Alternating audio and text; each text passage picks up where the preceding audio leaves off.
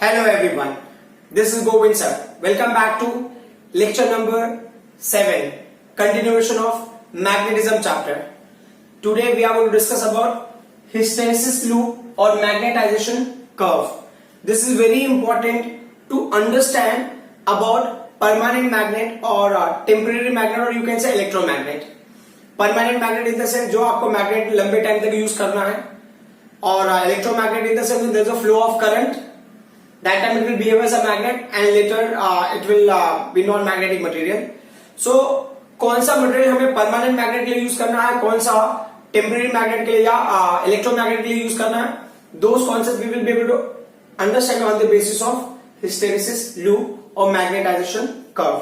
तो स्टार्ट करने से पहले एक छोटा सा कंडीशन है जो हमें समझना है कि हमने क्या किया, सोलेनॉइड को हमने सोलेनॉइड के अंदर हमने सॉफ्ट आयरन कोर का रॉड है उसको पुट कर दिया. ठीक है, this is soft iron core rod और सॉफ्ट आयरन कोर मटेरियल आपने क्या कर दिया, उसके अंदर पुट कर दिया. तो why are you putting soft iron this core? क्योंकि सॉफ्ट आयरन कोर जो है ये है आपका फेरोमैग्नेटिक सब्सटेंस. तो अगर आपको याद होगा प्रॉपर्टीज ऑफ मैग्नेटिक मटेरियल्स में, तो फेरोमैग्नेटिक सब्सटेंस में ऐसा होता है कि ऑलरेडी ना डोमेन्स होते हैं उनके अंदर. डोमेन्स मतलब कि उनके मैक्सिमम एटॉमिक मैग्नेटिक डाइपोल जो मूवमेंट्स होते हैं they are align in a specific direction, but net magnetic dipole movement उनका जीरो होता है. But the moment we put under external electric this magnetic field, the moment we put them under strong external magnetic field then they get magnetized. और ना उनको remove करने के बाद भी ना मैग्नेटिज्म उसमें बचा रह जाता है. आपने एक्सटर्नल मैग्नेटिज्म को हटा भी देते हो ना तो भी एक्सटर्नल मैग्नेटिज्म क्या होता है या जो उसके अंदर मैग्नेटिज्म को बचा रह जाता है. तो कुछ कॉन्सेप्ट वही है. तो ये बोल रहे हैं ये सॉफ्ट आयरन कोर है, इसको हमने क्या कर दिया सोलेनॉइड के अंदर डाल पुट कर दिया. And current carrying solenoid is very important. हमने इसको करंट कैरिंग सोलेनॉइड के अंदर पुट कर दिया. ठीक है, तो अभी सोलेनॉइड इज कैरिंग करंट. सो जो करंट की वैल्यू है वो आप एच ले लेते हो. ठीक है, सो बेसिकली यही वायर ले लिया हमने. ठीक है, so it's like this. So it's carrying current and all. ये करंट कैपिटल आई हो गया. ठीक है, as far we know there is a magnetic field intensity. तो एच क्या हो गया, H is magnetic field intensity. Magnetic field intensity. ठीक है, या मैग्नेटिक इंटेंसिटी उसको हमने एच से रिप्रेजेंट कर दिया. तो ये किसके ऊपर डिपेंडेंट है, ये डिपेंडेंट है करंट के ऊपर. तो H is proportional to I. तो अगर मान लो करंट इंक्रीज होगा तो मैग्नेटिक फील्ड इंटेंसिटी भी इंक्रीज होगी. Current in the solenoid decrease होगा तो मैग्नेटिक फील्ड इंटेंसिटी भी डिक्रीज होगी. Clear? So it is directly proportional to this one. अब दूसरा पॉइंट क्या होता है कि ये जो आपने मैग्नेटिक फील्ड इंटेंसिटी ली हुई है, अब मैग्नेटिक फील्ड इंटेंसिटी इंसिडेंट होगा इस फेरोमैग्नेट सब्सटेंस के ऊपर. तो आपको पता होगा मैग्नेटाइजेशन वाला कॉन्सेप्ट. तो मैग्नेटाइजेशन क्या होता है कि जब मैग्नेटिक फील्ड इंटेंसिटी ससेप्टिबिलिटी से इंटरैक्ट होगा, ठीक है, तो वो क्या हो जाएगा मैग्नेटाइजेशन जनरेट, मतलब इट विल गेट मैग्नेटाइज और मैग्नेटाइजेशन होगा. और मैग्नेटाइजेशन को अगर आप म्यू नॉट से मल्टीप्लाई कर देते हो तो ये क्या देगा आपको, magnetic field due to magnetization. तो हमारा जो टास्क है ना एक्चुअली बीएम के बारे में ही बात करना है. ये मैग्नेटिक फील्ड, इसको हम बी से लेंगे. ठीक है, तो इसको आप ले लो मैग्नेटिक फील्ड इंड्यूस्ड या मैग्नेटिक फील्ड बी जो है ना बी, इसको आप मैग्नेटिक फील्ड ले लो, इसका नोटेशन आप बी ले लोगे. मैग्नेटिक फील्ड इंड्यूस्ड है ये basically, you can say in that way. तो अब ये स्टेटिस्टिक्स लूप में हमें क्या करना है, तो हमें ना ग्राफ प्लॉट करना है उसका जो मैग्नेटिक फील्ड ना सॉफ्ट आयरन कोर में इंड्यूस हो रहा है उसका, और दूसरा मैग्नेटिक इंटेंसिटी जो उसके ऊपर इंसिडेंट हो रही है. मैग्नेटिक फील्ड इंटेंसिटी कौन सी, मैग्नेटिक फील्ड इंटेंसिटी जो एच है. तो हमने यहां पे ले लिया है एच. ठीक है, ये एच का एक्सिस हो गया और ये मैग्नेटिक फील्ड का हो गया एक्सिस जो ना सॉफ्ट आयरन के अंदर इंड्यूस हो रहा है. ठीक है, तो पहला पॉइंट तो आपको बताना है कि consider a iron core inside a current carrying solenoid. ठीक है, दूसरा जो पॉइंट है when current flows through solenoid magnetic field intensity is generated. So when there is a change in current flowing through solenoid, there is a change in the magnetic field intensity of solenoid. जब current change होगा तो magnetic field intensity वो भी change होगी. तो अभी क्या बोले, मैग्नेटिक फील्ड इंटेंसिटी को आप एच के टर्म में रिलेट करो. तो it is seen that when current is increased magnetic field intensity will also increase, and it was seen the magnetic field of iron core also increases. तो जो magnetic field है iron core का वो भी increase होता है. ठीक है, so it was scene like this. ये इंक्रीज होता है, बट वो क्या होता है, ये पॉइंट O है और ये पॉइंट A है. So it was seen when this intensity was increased, magnetic field intensity was increased, there was an increase in this magnetic field of the iron core. But there was an increase up to certain extent when magnetic field intensity was increased after a certain value. There was an increase in magnetic field intensity, but there was no increase in magnetic field. At a particular magnetic field intensity, we saw that if we are increasing magnetic field intensity further, आप उसको अगर आगे increase करते हो तो ये value increase हो रही है, और if you are increasing the current will increase, magnetic field intensity will also increase. But it was seen that this magnetic field was not increasing beyond that. तो ये पॉइंट A के आगे नहीं जा रहा है, इसके लिए पॉइंट A को हम क्या कंसिडर करेंगे, saturation point. So point A is called as a saturation point.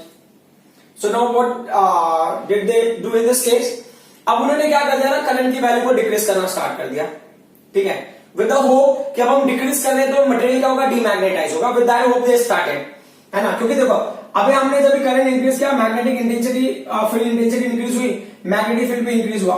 अब बोले करंट की वैल्यू को आप डिक्रीज करो तो मैग्नेटिक फील्ड इंटेंसिटी डिक्रीज हो रहा है, बट हमने देखा कि क्या मैग्नेटिक फील्ड पे क्या इंपैक्ट होता है. तो इट वाज सीन कि magnetic field is also getting demagnetized. जो मैग्नेटिक, ये जो सॉफ्ट आयरन है वो डीमैग्नेटाइज हो रहा है.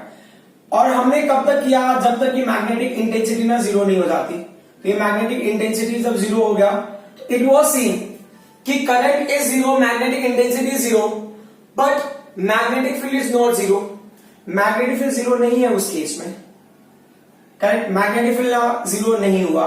तो ये क्या हो गया, तो ग्राफ कैसे मिला, the curve is shown by, और this change is shown by the graph AG. So when intensity was decreased, now current was decreased, magnetic field intensity was decreased, and you can see there was a decrease, or this material was getting demagnetized. But when intensity turned to zero, there was a magnetic field at that point. मतलब AG वाले part को मैं यहाँ पे graphically बता रहा हूँ. For the AG curve, it was seen that magnetic field intensity or magnetic field intensity is zero, but magnetic field of the iron core is not zero. तो अब ये क्या बोल रहे हैं, मतलब इसके अंदर क्या होगा, थोड़ा सा मैग्नेटिज्म रह गया, magnetism is retained inside the material. मतलब ना क्या होगा कि पहले तो ये नॉन मैग्नेट था. फॉर एग्जांपल ये आयरन कोर है, तो ये पहले नॉन मैग्नेट था. इसके ऊपर क्या होगा, हमने magnetic field intensity in second कराई, H की वैल्यू. अब ये मैग्नेटिक बिहेव करने लगा उस टाइम पे. We took it till the saturation value. ये जब तक सैचुरेट नहीं हो जाता तब तक उसके अंदर में क्या क्या मैग्नेटिक इंटेंसिटी को इंक्रीज करते रहे. सैचुरेट होने के बाद हमने मैग्नेटिक इंटेंसिटी को जीरो कर दिया. हम देख रहे हैं कि पहले ये नॉन मैग्नेट था, बट अब क्या हो गया कि मैग्नेटिक इंटेंसिटी जीरो होने के बाद भी it is behaving as a magnet. ठीक है, तो अब उसके बारे में बताना है. तो ये क्या बोल रहे हैं कि इस पॉइंट को फोकस करना बहुत जरूरी है. ये जो पॉइंट है ना, दिस पॉइंट के बारे में मेंशन करना जरूरी है. तो ये जो OG है ना, OG ये क्या है, it is a magnetism retained in the material. ठीक है, यह है magnetism retained in the material. ठीक है, इस पर्टिकुलर पार्ट को हम क्या बोलते हैं वो मैं मेंशन कर देता हूं. तो ये क्या होता है कि इसको अगर आप डिफाइन करना तो आप ऐसे बता सकते हो, the magnetism retained in the material, the magnetism retained in the material even when magnetic field intensity is zero. Magnetism retained in the material even when magnetic field intensity is zero is called as residual magnetism. इसको हम residual magnetism बोलते हैं. And the property because of which magnetism is retained in the material even when magnetic field intensity is removed or zero is called the retaitivity. है ना, ये जो particular part है, जो मैग्नेटिज्म बचा है, मैग्नेटिज्म जो बचा है ना, मैग्नेटिज्म जो बचा है उसको बोलेंगे रेसिडुअल मैग्नेटिज्म. रेसिडुअल मैग्नेटिज्म बोलेंगे. And the property because of this is happening is called the retentivity. Retentivity. ठीक है, एक और टर्म है उसके लिए, वो है रेमेनेंस. रेमेनेंस मतलब रेमेनेंस और रिटेंटिविटी का मतलब होता है लेफ्ट आउट और रिटेन, है ना. सो अब यहां पे होगा, तो जो OG है, तो जब आप ग्राफ बनाते हो ना, ग्राफ में जो OG होगा ना वही आपको रिप्रेजेंट करता है कि किसी मैग्नेट का स्ट्रेंथ कितना ज्यादा होगा डीमैग्नेटाइज करने के बाद भी. मतलब ये बताता है मैग्नेट के स्ट्रेंथ को. अगर दो मटेरियल है, एक में रिटेंटिविटी कम है तो मतलब वो वीक मैग्नेट होगा, एक में रिटेंटिविटी ज्यादा है तो वो स्ट्रॉन्ग मैग्नेट होगा. अब इसके बाद क्या कह रहे हैं, इसके बाद अभी ऑप्शन है हमारे पास इंटेंसिटी के लिए, तो अब इंटेंसिटी को क्या करा, तो करंट को क्या करेंगे, हम रिवर्स कर देंगे। तो करंट का डायरेक्शन रिवर्स, तो करंट का डायरेक्शन रिवर्स कर दिया, तो जो ये मैग्नेटिक इंटेंसिटी है that is increasing in which direction, negative axis के डायरेक्शन में इंक्रीज होगा, correct. And it is seen कि अगर हमने करंट को इंक्रीज किया रिवर्स डायरेक्शन में, तो there was a increase in magnetic intensity, field intensity. Current को आप इंक्रीज करो ना रिवर्स डायरेक्शन में, तो मैग्नेटिक फील्ड इंटेंसिटी भी इंक्रीज हो रहा था। But there was a time और there is a intensity at which magnetic field of the soft iron become zero. तो वो इंटेंसिटी जिसपे सॉफ्ट आयरन की वैल्यू जीरो हो जाती है, उस वैल्यू को हम क्या बोलेंगे, इस पॉइंट का आप सी ले लो। ये जो ओसी है ना, ओसी जहां पे एच का वैल्यू किसके इक्वल है, एच का वैल्यू इज ओसी, उस पार्ट को हम बोलते हैं कोर्सिविटी। This part is called the कोर्सिविटी। ये कोर्सिविटी क्या प्रोवाइड करता है, ये प्रोवाइड करेगा लाइफ, ये ना लाइफ प्रोवाइड करेगा, ठीक है। और ये क्या प्रोवाइड करेगा, ये जो रेसिडुअल रेमेनेंस है, ये क्या प्रोवाइड करेगा, ये स्ट्रेंथ प्रोवाइड करेगा। It will provide the strength to the magnet and it will provide the life. मतलब कितने दिनों तक वो चलेगा ये बता सकता है, मतलब लंबे टाइम तक चलेगा, कम टाइम तक चलेगा, ये कोर्सिविटी पे डिपेंड करता है। तो कोर्सिविटी को कैसे डिफाइन करते हैं, coercivity is the magnetic intensity, magnetic field intensity at which this magnetic material get completely demagnetized, है ना। ये बी का वैल्यू जीरो होने का मतलब हो गया कि जो सॉफ्ट आयरन कोर था ना, देखो पहले तो क्या हुआ कि नॉन मैग्नेट है ये, आपने इंटेंसिटी फ्लो कराई, मैग्नेटिज्म बिहेव करने लगा, सैचुरेशन, आप इतना इंटेंसिटी फ्लो कराते हो उसका मैग्नेटिज्म सैचुरेशन में चला गया। अब क्या करते हो, आप इंटेंसिटी को जीरो कर देते हो, फिर भी देखते हो उसके अंदर मैग्नेटिज्म है, अब उसको डीमैग्नेटाइज करते हो फोर्सफुली। कैसे डीमैग्नेटाइज करते हो, by applying the reverse direction में current and by applying the reverse magnetic intensity. तो मैग्नेटिक इंटेंसिटी, फील्ड इंटेंसिटी जिसपे ये अपने मैग्नेटिज्म को जीरो कर देगा, ये नॉन मैग्नेट हो जाएगा, उस मैग्नेटिक फील्ड इंटेंसिटी को हम बोलते हैं कोर्सिविटी, ठीक है। तो कैसे डिफाइन होगा कोर्सिविटी को, coercivity is the magnetic field intensity at which iron core get completely demagnetized, is called the coercivity. मतलब वो इंटेंसिटी को हम ये बोलेंगे। अब ये क्या बोल रहे हैं कि फॉर एग्जांपल अगर मान लो आपने ना still continued this applying this one increasing this current in reverse direction, तो क्या होगा, there is an increase in field intensity in the same direction, ठीक है। But what happens, and you can see it is getting magnetized in the reverse direction, and that soft iron core is getting magnetized in the reverse direction now, and again it reaches to the saturation in that region, ठीक है। Once again it will reach to the saturation, this is the saturation point for the reverse or the reverse magnetization, saturation point in the reverse magnetization. Once it will reach to the saturation point of the reverse magnetization, again we will change the direction of current. अब हम current को क्या करेंगे, reverse करके opposite direction में we will start increasing. So it is seen when we are increasing, there will be time when it will get completely, intensity will again turn into zero. There will be point when intensity will completely turn into zero. Intensity is turned into zero, but still there is a magnetism. There is a residual magnetism in the reverse. There is a reverse residual magnetism. एक होगा reverse residual magnetism, ठीक है। मतलब जो reverse magnetism है उसका भी residual बच गया। मतलब अभी रिवर्स में भी क्या होता है, वही same criteria, magnetic field intensity zero होगी, बट अभी भी थोड़ा सा मैग्नेटिज्म रिवर्स वाला उसके अंदर स्टोर रह गया, करेक्ट। हो सकता है इस पर्टिकुलर पार्ट में अट्रैक्टिव प्रॉपर्टी दिखा होगा, इस पार्ट में रिपल्सिव प्रॉपर्टी दिखा रहा होगा, तो अभी रिपल्सिव वाला थोड़ा सा मैग्नेटिक फील्ड उसके अंदर रह गया। अब बोल रहे हैं कि if you increase the current and field intensity, magnetizing field intensity further, you will find out there is a point when magnetic field will turn into zero and the magnet will get demagnetized completely for the reverse magnetism also. Reverse magnetism की value भी क्या होती है, zero हो जाती है ना। तो अब वहां पे क्या होगा, ये जीरो होने के बाद that is represented by the curve EF। फिर अब बोल रहे हैं इसके बाद अगर फर्दर इंक्रीज करते हो तो you can see there is a increase in further, if current is increase there is a increase in the magnetic field intensity, there's an increase in the magnetic field and again your curve will reach to the same place. तो ये जो loop बना है इसी loop को हम बोलते हैं हिस्टैरिसीस लूप।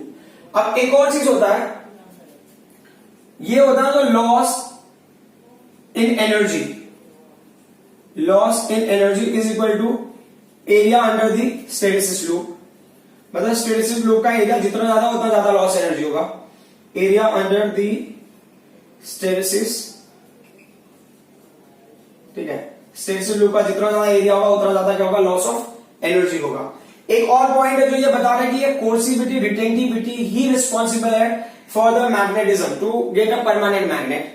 तो परमानेंट मैग्नेट अगर मुझे ना बनाना है ना, परमानेंट मैग्नेट, तो परमानेंट मैग्नेट में मुझे क्या ध्यान देना पड़ेगा, परमानेंट मैग्नेट में मुझे ध्यान देना पड़ेगा कि जो रिटेंटिविटी है ना मटेरियल की वो हाई होनी चाहिए। Retentivity should be high, retentivity high, and what about the कोर्सिविटी, कोर्सिविटी भी हाई होनी चाहिए। तो दोनों से क्या फर्क पड़ता है, अगर रिटेंटिविटी हाई होगा तो क्या होगा, स्ट्रॉन्ग मैग्नेट होगा, कोर्सिविटी हाई होगा तो क्या होगा, then it will have a good life और उसका लाइफ स्पेन ज्यादा होगा। एक और होता है should have permeability should be high, permeability should be high. और एक और पॉइंट है कि जब आप उसको इलेक्ट्रोमैग्नेट बना रहे होते हो ना उस टाइम पे, मतलब जब वो करंट फ्लो होने के टाइम पे, तो उस टाइम पे एक और प्रॉपर्टी है ससेप्टिबिलिटी, ससेप्टिबिलिटी भी क्या होनी चाहिए, हाई होनी चाहिए, ससेप्टिबिलिटी हाई। तो परमानेंट मैग्नेट बनाने की ये प्रॉपर्टीज है, क्लियर। अब मैं ये क्या कह रहा है कि अगर हमने ना सॉफ्ट आयरन लिया है, ठीक है, आयरन लिया है या नहीं तो स्टील लिया है, तो आयरन और स्टील में से किसको हम ज्यादा प्रीफर करते हैं मैग्नेट बनाने के लिए। तो अब यहां पे एक चीज ध्यान दो जरा, रिटेंटिविटी में ध्यान देना जरा, रिटेंटिविटी, ये रिटेंटिविटी किसका, ये रिटेंटिविटी है आयरन का, रिटेंटिविटी ऑफ आयरन। मैंने यहां पे ले लिया है रिटेंटिविटी ऑफ किसका ले लिया, यहां पे स्टील का ले लिया है, बराबर। एंड इट इज सीन कि जितना ज्यादा रिटेंटिविटी होगा उतना बेटर मैग्नेट होगा, उतना स्ट्रॉन्ग मैग्नेट होगा। बट आयरन की रिटेंटिविटी ना ज्यादा होती है in compare to steel, but steel is preferred to make permanent magnet, preferred but preferred to make magnet. क्यों, हमको स्ट्रॉन्ग मैग्नेट नहीं चाहिए। तो ये क्या कह रहे हैं, it's not the matter of strong magnet, it's the matter of survival, कि कौन सा मैग्नेट ना ज्यादा दिनों तक सर्वाइव करेगा। तो इन्होंने क्या बताया कि अगर आप इसको ना कोर्सिविटी के टर्म में देखते हो, when you are seeing the coercivity, तो कोर्सिविटी किसका हमने ले लिया, आयरन का ले लिया। Then we have taken the coercivity of what, coercivity of steel. अगर हमने आयरन का और स्टील का कोर्सिविटी लिया तो व्हाट आर वी फाइंडिंग, जो स्टील की कोर्सिविटी है ना वो क्या है, ज्यादा है। तो इसका मतलब क्या होगा, इसका लाइफ ज्यादा होगा इन कंपेयर टू आयरन। तो इसके लिए हम क्या करते हैं कि we don't get very strong magnet but we get magnet and which can sustain for very longer time। तो इसके लिए हम क्या करते हैं, instead of using iron we use steel to make magnet in most of cases, ठीक है। अब होता है इलेक्ट्रोमैग्नेट। इलेक्ट्रोमैग्नेट के केस में क्या हो गया, इलेक्ट्रोमैग्नेट ना आपको तभी चाहिए ना जब तक करंट फ्लो हो रहा है, उसके बाद आपको इलेक्ट्रोमैग्नेट नहीं चाहिए, करेक्ट। फॉर एग्जाम्पल कोई मशीन है लाइक ना, कि जैसे अभी ना फैंस में क्या होता है, मैग्नेटिक फील्ड की रिक्वायरमेंट होती है to rotate the coil and all, जो भी है, बराबर। तो वो जो मैग्नेट होगा ना वो आप मैग्नेट लगाते नहीं हो, आप क्या होता है जब सर्किट को आपने ऑन किया तो वो इलेक्ट्रोमैग्नेट उस टाइम पे क्रिएट हो जाता है। या इलेक्ट्रिक बेल में आप कंसिडर करो इलेक्ट्रोमैग्नेट, मतलब क्या होगा कि जब आपने स्विच को ऑन किया तभी बेल बजना चाहिए, हमेशा बजे ऐसा कंपल्सरी नहीं है, मतलब नहीं चाहिए हमको वैसा। कोई अगर इंटेंशनली बेल को प्रेस कर रहा है तभी बजना चाहिए, तो बेल को प्रेस कर रहे हो तो बजे तो ठीक है, बिना बेल को प्रेस किए बजे तो क्या मतलब है। तो वो दया से ना उसमें भी इलेक्ट्रोमैग्नेट को यूज करते हैं, इलेक्ट्रोमैग्नेट, बिकॉज जब ना उसमें, और वो बार बार साउंड क्या होता है, मेक एंड ब्रेक। जब ना वो कनेक्ट हो जाता है तब मैग्नेटिक फील्ड जनरेट होगा, वो हैमर को अट्रैक्ट करेगा। जैसे वो ब्रेक होगा तो वापस से क्या होगा कि ना ब्रेक होने के बाद it will try to go to the original position, फिर वो ना वापस से कनेक्शन हो जाता है। I will not go in much detail, just आपको समझने के हिसाब से। इलेक्ट्रोमैग्नेट आपने किया होगा 7th एंड 8th स्टैंडर्ड में, सो वहां से आपने देखा होगा। तो अब अगर हमने ना इलेक्ट्रोमैग्नेट ले लिया, electromagnet use lots of places जहां पे ना करंट फ्लो करा के मैग्नेटिक फील्ड जनरेट करते हैं फॉर अ मोमेंट। तो यहां पे क्या बोले ना, रिटेंटिविटी कोर्सिविटी की क्या स्टोरी होनी चाहिए,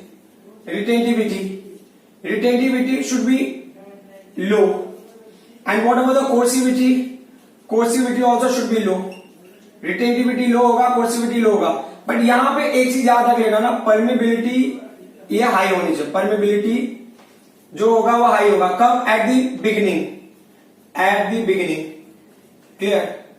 सो बिगिनिंग में या एट द स्टार्ट ले लो, बेटर होगा। At the start it will be high and susceptibility also should be high. Susceptibility कब एक्शन में होता है, susceptibility will be in action when there is a flow of current, जब current flow हो रहा है तब ये बहुत ज्यादा एक्शन में होगा, it will be more effective. तो हम तो चाहते हैं कि जब करंट फ्लो हो रहा है उस टाइम पे ना स्ट्रॉन्ग मैग्नेट जैसा बिहेव करे। Later the moment you make the current zero, coercivity and retentivity should be zero. मतलब करंट जीरो है, मैग्नेटिक फील्ड इंटेंसिटी जीरो है, मतलब मैग्नेटिज्म भी जीरो हो जाए तो बेटर होगा। तो इसके लिए क्या होना चाहिए, कोर्सिविटी and retentivity should be very low. अब अगर ना मैग्नेटिक इंटेंसिटी जीरो है फिर भी मैग्नेटिक फील्ड जीरो नहीं हो रहा है, इसका मतलब क्या होगा, देयर इज अ रिटेंटिविटी। अब अगर मान लो उसको जीरो कराने में बहुत टाइम लग रहा है, मतलब देयर इज अ कोर्सिविटी। तो retentivity and coercivity will give you permanent magnet, retentivity will give you strength of magnet and coercivity will give you life of magnet. ठीक है, अब ना कुछ न्यूमेरिकल्स है वो देख लेते हैं, बहुत सिंपल से न्यूमेरिकल्स है, इसके ऊपर ही बेस्ड है, इस चैप्टर के ऊपर ही based. As you can see I have drawn diagram on board. तो फर्स्ट क्वेश्चन क्या है, first question is a bar magnet of length 2L, magnet dipole length 2L, and pole strength this plus M and minus M is cut into two equal parts, and as you can see, cut into two equal parts. A long length अगर हमने cut किया तो क्या criteria, along the length when we cut like this, तो क्या होता है ना कि जब उसको बीच में से आपने कट कर दिया तो उस टाइम पे क्या होगा, जो पोल स्ट्रेंथ होता है ना, ये नॉर्थ पोल ही होगा, south pole will remain south pole, there will not be any kind of change, but they are saying जो पोल स्ट्रेंथ होता है ना दैट विल गेट डिवाइडेड। ठीक है, इसका पोल स्ट्रेंथ माइनस m/2, इसका पोल स्ट्रेंथ प्लस m/2, ये minus m/2 plus m/2 मैंने कॉमन टाइप में ले लिया।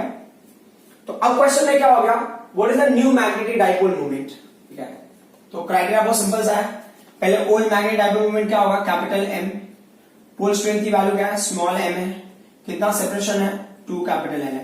अब याद रख लेना ये पोल स्ट्रेंथ और ना दोनों पोल स्ट्रेंथ के बीच का सेपरेशन क्या है, ये वही होना चाहिए। अब ये 2L है तो 2L ले लेंगे, R है तो R ले लेंगे, L होगा तो L ले लेंगे accordingly. This is what equation number 1। अगर न्यू का होगा तो m डैश के लिए हमने क्या ले लिया, जो पोल स्ट्रेंथ है उसको हमने m डैश ले लिया, लेंथ को भी हमने क्या ले लिया, L डैश ले लिया, है ना। ये मतलब कि पोल स्ट्रेंथ मतलब मान लिया कि ये m डैश होगा, चलो ठीक है, हम डायरेक्टली पुट कर दे तो भी चलेगा, क्यों इतना टाइम वेस्ट करना। तो इसका पोल स्ट्रेंथ कितना होगा, पोल स्ट्रेंथ का वैल्यू है m/2, है ना, नए मैग्नेट का। What is the separation, separation to remain same, that is what 2L। तो अब इसको क्या करना है, ओरिजिनल वाले से रिलेट करना, तो हम क्या करें, पहले ओरिजिनल वैल्यूज के टाइप पर जो है उसको सेपरेट करें। तो m into 2L/2, ये होगा m डैश, ये होगा आपका क्वेश्चन नंबर 2। अब बोल रहे हैं from 1 and 2, so from 1 and 2 what do we get, so from equation number 1 and 2 as you can see ना, स्मॉल m into 2L, है ना, स्मॉल m into 2L की वैल्यू क्या, कैपिटल M है। तो जो नया मैग्नेटिक डाइपोल मोमेंट होगा वो क्या होगा, original magnetic dipole moment divided by 2। ठीक है, तो पहले जो मैग्नेटिक डाइपोल मोमेंट है उसका हाफ हो जाएगा। अब इस केस में देख लेते हैं, यहाँ पे वैसा है, थोड़ा बड़ा दिख रहा होगा बट वैसा नहीं है, मतलब जैसा in this case cut into 2 equal parts perpendicular to its length, मतलब लेंथ को परपेंडिकुलर कट कर दिया ऐसा। तो जिसकी वजह से क्या होगा, टोटल लेंथ 2L है, तो अब लेंथ कितना होगा L, और ये लेंथ भी क्या होगा L हो जाएगा। तो जब आप ना यहां से कट करते हो ना in between perpendicular to length, pole strength पे कोई फर्क नहीं पड़ता। तो ये साउथ नॉर्थ है, तो ये क्या हो जाएगा, यहाँ पे साउथ नॉर्थ वो पैटर्न मिल जाएगा। यहाँ पे क्या होगा माइनस m, यहाँ पे क्या होगा प्लस m, ये होगा माइनस m, ये होगा प्लस m। तो किसी एक को ही डिस्कस करना हमें। तो जो एक्चुअल मैग्नेटिक डाइपोल मोमेंट है वो क्या, capital M is equal to ये क्या, स्मॉल m into 2L है, करेक्ट। इसको ले लो आप क्वेश्चन नंबर 1। जो दूसरा कंडीशन है उसको देख लो। दूसरे कंडीशन में क्या है, m डैश का value, what is the pole strength for the new magnet, that's a small m। What is the separation between the this pole strength, वो है L, है ना। ये पोल स्ट्रेंथ से ये पोल, या ये पोल से ये पोल का सेपरेशन L है, लेकिन हमको क्या करना है, हमको ओरिजिनल वाले में कन्वर्ट करना, मतलब फर्स्ट वाले। तो क्या होगा, m multiply by 2 and divide by 2, correct. This is what equation number 2। तो now from 1 and 2 what do we get, from equation 1 and 2 it's very simple ना। m डैश की वैल्यू कितनी हो जाएगी, m डैश विल बी, ये m 2L की value क्या है, कैपिटल M हो जाएगा, तो कैपिटल M/2। इस केस में भी मैग्नेटिक डाइपोल मोमेंट क्या हो जाएगा, हाफ हो जाएगा। इज दैट क्लियर, ठीक है। सो अब एक और क्वेश्चन है, इसी के साथ में यहीं पे कर लेते हैं। हाँ, क्वेश्चन ऐसा है, there is a magnet of length L, there is a magnet of length L of pole strength small m is bent in form of semicircle of radius small r find new magnetic dipole moment. तो पहले क्या था ना, पहले जो magnet था उसका length कितना था, एल था।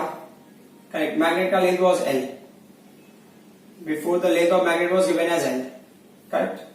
And what was the pole strength, मान लो ये माइनस एम होगा तो ये प्लस एम होगा। Correct. What was the original this magnetic dipole moment, तो कैपिटल एम। ये क्या होता है, pole strength into separation between the poles, तो कितना होगा, वो एल हो गया। This is equation number 1। Clear. अब बोले नया मैग्नेटिक डाइपोल मोमेंट क्या होगा, न्यू मैग्नेटिक डाइपोल मोमेंट ना सेमी सर्कल के फॉर्म में। तो सेमी सर्कल के फॉर्म में it will be like this ना, ऐसा मान लो, it will be like this. तो ये इसका सेंटर है जिसका रेडियस आर है ना। तो ये जो है मान लो कि फॉर एग्जांपल ये हमने क्या ले, ये साउथ पोल है, ये नॉर्थ पोल है। तो यहाँ पे क्या बनेगा, साउथ बनेगा, यहाँ पे नॉर्थ बनेगा। जो पोल स्ट्रेंथ का वैल्यू यहाँ पे क्या होगा, साउथ पे ये माइनस एम हो गया, ये क्या होगा, प्लस एम हो गया। तो जो नया मैग्नेटिक डाइपोल मोमेंट है वो क्या होगा, the pole strength into separation between them. तो यहां से यहां तक का सेपरेशन कितना हो गया, आर प्लस आर कितना होगा, 2r हो जाएगा। Correct, this what equation number 2। But problem ये है कि अभी इसको ना हमें ओरिजिनल वाले के टर्म में कन्वर्ट करना है। तो कैसे कन्वर्ट करोगे ओरिजिनल के टर्म में, तो वेरी सिंपल टर्म कि ये ना आप आर की वैल्यू को आप एल के टर्म में कन्वर्ट करने की कोशिश करो। कैसे करोगे, ये यार सेमी सर्कल है ना, तो आपको पता होगा ना length is equal to circumference. तो ये लेंथ का वैल्यू क्या होगा, एल होगा। इसका सर्कमफेरेंस कितना, सेमी सर्कल का, सेमी सर्कल का सर्कमफेरेंस होगा पाई आर। करेक्ट। तो ये आर की वैल्यू क्या हो जाएगी, R will be what, L upon pi. इसको लेना है तो आप ले लो क्वेश्चन नंबर 3। ये ध्यान देना, ये पूरा लेंथ है ना, एक पूरा कंप्लीट सर्कल में होता तो 2 पाई होता, बट ये सेमी सर्कल के फॉर्म है तो L is equal to pi R. Understood. तो अभी ये होगा length is equal to circumference, ये इसी को हम सर्कल में कन्वर्ट कर रहे हैं। तो आर की वैल्यू अगर पुट इट वही है तो आप मेंशन कर सकते हो ना, put equation number 3 in equation number 2। तो क्या मिलेगा नया magnetic dipole moment, M dash का वैल्यू क्या होगा, स्मॉल एम हो गया, ये 2 हो गया। करेक्ट। इनटू क्या होगा, ये कैपिटल एल अपॉन पाई हो गया, बराबर। तो ये एम डैश हो गया। तो समझने वाली बात क्या है, 2 और पाई को हम सेपरेट कर देते हैं। इसमें जो नया क्वांटिटी जो मैग्नेटिक डाइपोल मोमेंट को रिप्रेजेंट करेगा, तो वो original magnetic dipole moment M into L. Correct. इसको लेना है क्वेश्चन नंबर आप 4 ले लो। तो अब आप मेंशन कर सकते हो ना, सो रिलेट इक्वेशन नंबर 4 को किससे, with the equation number 1। So what do we get, so from equation number 1 and 4, ठीक है। So from equation number 1 and 4, so from 1 and 4 what do we get from 1 and 4, तो आपको मिलेगा m dash is equal to, ये क्या है, 2 है upon pi है। करेक्ट। m कैपिटल में क्या लिखेंगे हम लोग, कैपिटल M। तो मतलब क्या हो जाएगा, ये 2 by pi times of the original magnetic dipole moment. ठीक है। अब हम एक नया टॉपिक करते हैं। ये टॉपिक जो है ना आपको जैसे नॉर्मल चैप्टर में बहुत ज्यादा तो कहीं दिखेगा नहीं, बट एक्चुअली एनसीईआरटी में दिया हुआ है। और ऐसा होता था अब तक कि लोग ना उसको ज्यादा फोकस करते नहीं थे, बट 2019 में उसके पहले 1-2 बार पेपर में पूछा हुआ है, तो उस वजह से वो बहुत इंपॉर्टेंट हो जाता है। ये एनसीईआरटी क्वेश्चन है, क्वेश्चन तो एनसीईआरटी का है। हाँ, लेकिन जब भी चैप्टर प्रिपेयर करते हो उस टाइम पे लोग ज्यादा फोकस करते नहीं है ना, क्योंकि ये नॉर्मल लिंक से हटके ये टॉपिक है। There are certain terms which I want to explain for this topic. Topic is the oscillation of freely suspended magnet in uniform magnetic field. तो सबसे इंपॉर्टेंट पॉइंट है ना कि हम जैसे जनरली लेते हैं ना फोर्स का फॉर्मूला, फोर्स का फॉर्मूला क्या होता है, मास इनटू एक्सेलरेशन, ये लीनियर मोशन के लिए। बट जब कोई चीज रोटेट होती है ना तो उसके लिए फॉर्मूला होता है टॉर्क। तो अब वहां पे क्या होता है ना, जैसे मास जैसे हम रिप्रेजेंट करते हैं ना लीनियर मोशन में, वैसे ही वो होता है moment of inertia rotation motion में, इनटू क्या होता है एंगुलर एक्सेलरेशन। ये जो है आई है, ये है moment of inertia, is the moment of inertia. और अल्फा जो होता है, अल्फा इज एंगुलर एक्सेलरेशन। ठीक है। अब एक और टर्म होता है, जैसे हम लेते हैं ना ए का वैल्यू लेते हैं, एक्सेलरेशन होता है change in velocity upon time, linear velocity upon time. Correct. तो ये डी बाई डी टी हो गया।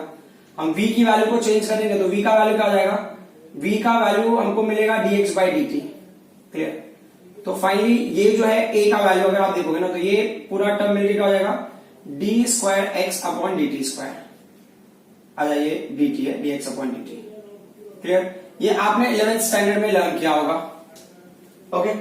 बट अगर मान लो यही चीज ना, जैसे अभी आपने ए को रिप्लेस किया है अल्फा से ना, ये रोटेशनल के टाइम पे, तो वैसे अगर अल्फा होगा तो क्या होगा, तो अल्फा का वैल्यू क्या होगा, जैसे लीनियर डिस्प्लेसमेंट में हमको क्या मिलता है, लीनियर डिस्प्लेसमेंट में हमको मिलता है एक्स मिलता है, वैसे एंगुलर डिस्प्लेसमेंट हमको थीटा मिलेगा। तो ये अल्फा की value D square theta upon D T square आप डायरेक्टली लिख सकते हो। ठीक है। Just I told to make you understand कि हमें ये वैल्यूज कहां से मिलते हैं, क्योंकि मैं सडनली फॉर्मूले में इंट्रोड्यूस करूंगा then you will be little confuse कि ये कहां से चीजें आ रही है और क्यों आ रही है। ठीक है, सो अब हम स्टार्ट करते हैं। तो स्टार्ट करने के लिए क्या है, freely suspended magnet in uniform magnetic field. तो अब क्या हो गया कि यहाँ पे समझ लो कि फ्रीली सस्पेंडेड मतलब यहाँ पे आपने ये रिजिड सपोर्ट किया, you have taken the string, ठीक है, और आपने क्या किया, ऐसे इमेजिन करा कि यहाँ पे ये बार मैग्नेट है, ठीक है, this is a bar magnet. Clear? So अब इसका क्राइटेरिया क्या होता है कि आपको नॉर्थ पोल कंसीडर करना है, तो एक स्पेसिफिक डायरेक्शन में आपने नॉर्थ पोल कंसीडर किया, चलो ठीक है, हमने मान लिया कि नॉर्थ पोल इसका यहाँ पे है, ये इसका क्या है, साउथ पोल है। तो ये ना एक्चुअल नॉर्थ एंड साउथ के डायरेक्शन में इंडिकेट करेगा, बट जो हमको मैग्नेटिक फील्ड हमने जो अप्लाई किया वो डायरेक्शन ये है, this is the direction of magnetic field B.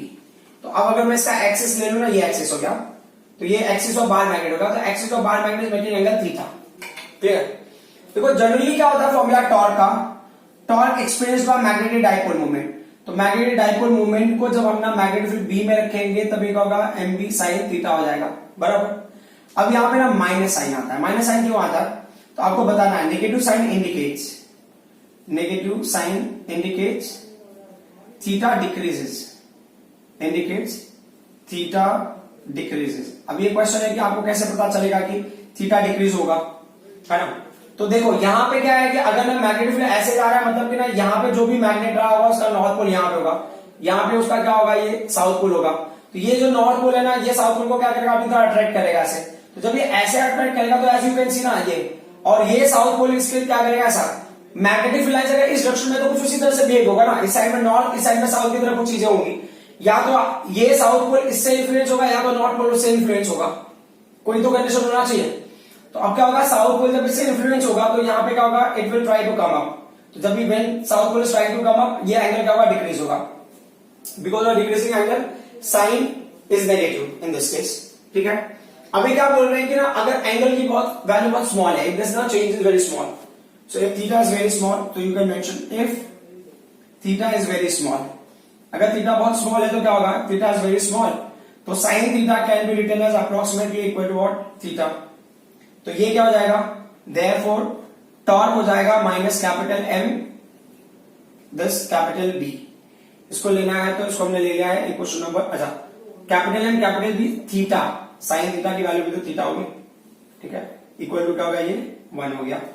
Got it? अभी क्या बोल रहे हैं, टॉर्क का फॉर्मूला क्या होता है, तो टॉर्क का फॉर्मूला मैं बता रहा हूं, टॉर्क का फॉर्मूला तो होगा I into alpha is equal to क्या हो गया, minus capital M capital B, और ये थीटा हो गया, ब्रैकेट में अगर आपको लिखना है तो आप लिख सकते हो कि torque is equal to I into alpha. तो I have written over there, but क्या डेरिवेशन आपको लिखने की जरूरत पड़ेगी, तो I will remain I, what's alpha, alpha वो भी हमने मेंशन किया था अभी, तो अल्फा का वैल्यू क्या होगा, D square theta upon D T square. Clear है ना, तो ये क्या होगा, डिस्प्लेसमेंट अपॉन टाइम का square, displacement mean D square of displacement upon D T square will give you acceleration. तो ये क्या होगा, ये होगा डी स्क्वायर थीटा अपॉन क्या होगा, ये D T square is minus capital M capital B theta. इस वैल्यू को हमने यही रहने दिया, इस वैल्यू को हमने यही रहने दिया, तो क्या होगा, D square theta upon D T square. ठीक है, इसके बाद क्या होगा, minus capital M capital B upon I into क्या है, ये थीटा। Got it? सो अगर ना इसको समझना है, if you want to understand logically, तो ये ना वैल्यू जो है ना ये कांस्टेंट के इक्वल होता है, ये किसके इक्वल होता है, वो पॉइंट मैं डायरेक्टली लिख दे रहा हूं। तो ये क्या है, डी स्क्वायर थीटा अपॉन क्या हो जाएगा, ये D T square. Clear? Is equal to क्या होगा, ये माइनस ओमेगा स्क्वायर थीटा हो गया। तो आप मेंशन कर दो वेयर ओमेगा स्क्वायर क्या है, omega square is capital M, ठीक है, capital B upon capital I. तो M is magnetic dipole moment, B magnetic field and capital I moment of inertia. ठीक है, अगर इसको और आगे अरेंज करना है तो ये इसकी जरूरत नहीं है, बट लिख दो आप D square theta upon D T square plus क्या होगा, omega square theta is equal to 0। So this is the differential equation, this is called the differential equation, differential equation of SHM for magnet. ठीक है, ये magnet के लिए differential equation हो गया। अब ये क्या बोल रहे हैं ना, अब आप फोकस करो ओमेगा वाले टर्म पे, तो ओमेगा वाले टर्म पे फोकस करते तो क्या हो गया, what did we get as omega square. So आप लिखोगे सिंस हमको क्या मिला है, omega square is equal to we got capital M capital B upon capital I. Omega का वैल्यू क्या हो गया, अंडर रूट ऑफ, ठीक है, अंडर रूट ऑफ क्या होगा, capital M capital B upon capital I. Omega का फॉर्मूला क्या है, 2 pi upon capital T is equal to under root of what, capital M capital B upon capital I. तो capital T reciprocate कर दो इसको, तो अंडर रूट ऑफ क्या होगा, capital I upon capital M B. तो टी का value क्या आ जाएगा, T will be 2 pi under root of capital I upon capital M capital B. ये होगा टाइम पीरियड का फॉर्मूला। बट अगर मान लो फ्रीक्वेंसी का फॉर्मूला होगा तो frequency is 1 upon time period, तो बहुत सिंपल सा है 1/2 पाई और ये पूरी वैल्यू का रेसिप्रोकेट हो जाएगी, capital M capital B upon capital I. तो आपको क्या फाइंड आउट करना है, उसके अकॉर्डिंगली आप क्या कर सकते हो, इन क्वेश्चंस को सॉल्व करना, मतलब जो भी क्वेश्चन दिया होगा उनको आप सॉल्व कर सकते हो इनके बेसिस पे, ठीक है। सो एक क्वेश्चन है एनसीईआरटी का, विल ट्राई दैट क्वेश्चन जो इसी कॉन्सेप्ट पे बेस्ड है। In figure a magnetic needle free to oscillate in a uniform magnetic field. This is the diagram. So this needle is free to oscillate in the magnetic field. The magnetic needle has a magnetic dipole moment. Magnetic needle का magnetic dipole moment दिया, मतलब ये capital M हो गया, which is given as 6.7 ampere meter square. देखो इस derivation में हमने क्या लिया था, capital M was the magnetic dipole moment of that bar magnet ना, which was suspended. तो यहाँ पे वो कोई भी मैग्नेट होगा तो सस्पेंडेड है फ्रीली, तो यहां पे ये क्या है, इन्होंने मैग्नेट नीडल दिया हुआ है। So what next, and the moment of inertia, अच्छा इसका मोमेंट ऑफ इनर्शिया भी दिया हुआ है, कितना है 7.5 इंटू 10⁻⁻6 kg मीटर स्क्वायर, ठीक है। अब क्या दिया, it performs 10 complete oscillations, it performs 10 complete oscillations, मतलब नंबर ऑफ ऑसिलेशंस दिया है 10 ऑसिलेशंस, ठीक है। फिर आगे क्या दिया इन्होंने, इन 6.70 सेकेंड्स, मतलब ये टाइम हो गया, टाइम का वैल्यू कितना, 6.70 सेकेंड्स, मतलब इतने टाइम में 10 ऑसिलेशंस परफॉर्म किया। What is the magnitude of magnetic field, ठीक है, ये एनसीईआरटी क्वेश्चन है। तो लेट्स सी, तो क्या हो गया यहाँ पे, पहले तो टाइम पीरियड देख लेते हैं, टाइम पीरियड कैसे मिलेगा, इससे टाइम पीरियड का क्या फॉर्मूला है, time period is the total time taken upon number of oscillations, तो कितना 6.7 डिवाइडेड बाय 10, तो कितना होगा 0.67 सेकेंड्स हो गया। अच्छा निकालना मैग्नेटिक फील्ड था ना, magnitude of magnetic field B question mark. तो टाइम पीरियड के टर्म में क्या है, जब ये ऑसिलेट हो रहा है टाइम पीरियड का फॉर्मूला, तो t इज इक्वल टू हमारे पास t is equal to 2 pi under root of capital I upon capital M B, magnetic field यहाँ है तो स्क्वायरिंग ऑन बोथ साइड, तो t square is equal to क्या होगा, ये 4 हो गया, पाई का स्क्वायर पाई स्क्वायर हो गया, ये capital I upon capital M capital B हो जाएगा। सिर्फ b को शिफ्ट कर दिया हमने वहां पे, तो क्या हो जाएगा, b इज इक्वल टू ये क्या हो गया, 4 हो गया, पाई स्क्वायर हो गया, कैपिटल I हो गया अपॉन क्या हो जाएगा, कैपिटल M, ये क्या होगा, t स्क्वायर हो गया। तो देखते हैं क्या क्या वैल्यूज रख सकते हैं हम, ठीक है। अब यहाँ पे पुट करेंगे तो बेटर है, b is equal to 4 is 4, pi is what 3.14 raised to 2 into I का वैल्यू कितना, I का वैल्यू था given 7.5 into 10⁻⁻6 divided by capital M, magnetic dipole moment का वैल्यू 6.7 है, into what's the value for T, capital T का value 0.67 का square, तो 0.67 into 0.67 है, ठीक है। अब मैं इस पे टाइम में ज्यादा नहीं करूंगा, ये पूरा कैलकुलेशन करके दे आर सेइंग की वैल्यू जो है वो 9.8 into 10⁻⁻5 टेस्ला आ रहा है। जैसा I wanted to make you understand कि इस कॉन्सेप्ट के ऊपर भी क्वेश्चंस हैं। So this topic is getting, this chapter is getting over here theoretically और you can say numerically भी ये चैप्टर यहाँ खत्म हो जाता है। In next class we will start the new chapter. Thank you very much.